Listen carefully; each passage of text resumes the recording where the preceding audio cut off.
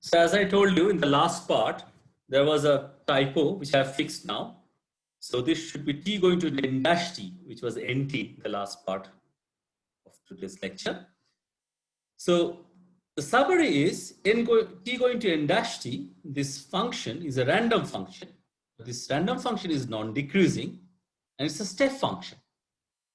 And the steps are always non-negative integer values. Okay? It takes values in integer values and the steps are also going to be integers. Now question of course is how to show that this is a Poisson process with intensity alpha. In other words, if you have a process n dash t that satisfies 1 dash, 2 dash and 3 dash, how to show that it's a homogeneous Poisson process with intensity alpha.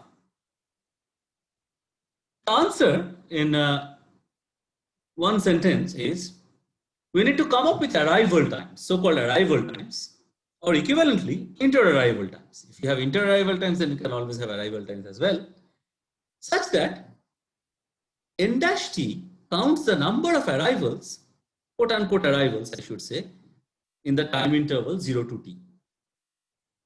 Okay. Now, of course, there is no arrival in this picture at all. You are just given a process n dash t, completely abstract process that satisfies three properties, 1 dash, 2 dash, and 3 dash. So where will this arrival time is going to come from? Okay. So that is the question. How to produce these arrival times? And this is the key question, as we will see. Now, before answering this question, let's try to see what we did earlier. Okay. How did we have the arrival times coming in the picture? So let's try to understand that first.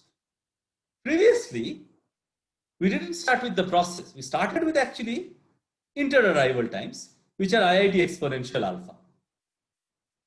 From the inter-arrival times, we got the arrival times. How did we get that? By using cumulative sum. In other words, the nth arrival time Sn was the sum of x1 plus x2 up to xn, the first n arrival times.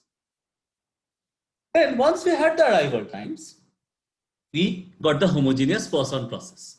How did we get that? We got it by counting the number of arrivals up to time t. Up to means up to and including time t. Now we have to somehow reverse this process. We are given a process which is our candidate for proving that it's a homogeneous Poisson process. That's why we don't know that it's a homogeneous Poisson process.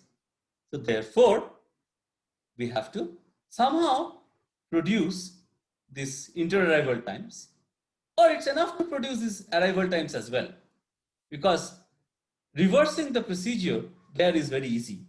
If you know the arrival times, you just take the successive differences that will give you the inter-arrival times. So that part is not difficult at all. Okay. The actual problem is coming up with this arrival times. And how to do that is the key question in this case. Now, before we try to answer that question, let's just go back once more to the graph of Poisson process. So we started with this arrival time, inter-arrival times, then went to the arrival times, and then we constructed the Poisson process by counting the number of arrivals up to time t. That process in t looked like this. With time on the horizontal axis, a number of arrivals on the vertical one, this is how the graph looked. It started at 0, it remained so all the way up to just before the first arrival. At the first arrival, it jumped to 1. It remained at 1 all the way up to just before second arrival. At the second arrival, it jumped to 2. It remained at 2 all the way up to just before the third arrival. At third arrival, it jumped to 3 and so on. So therefore, we see that the arrivals actually happened exactly at the jump times of the process. Okay.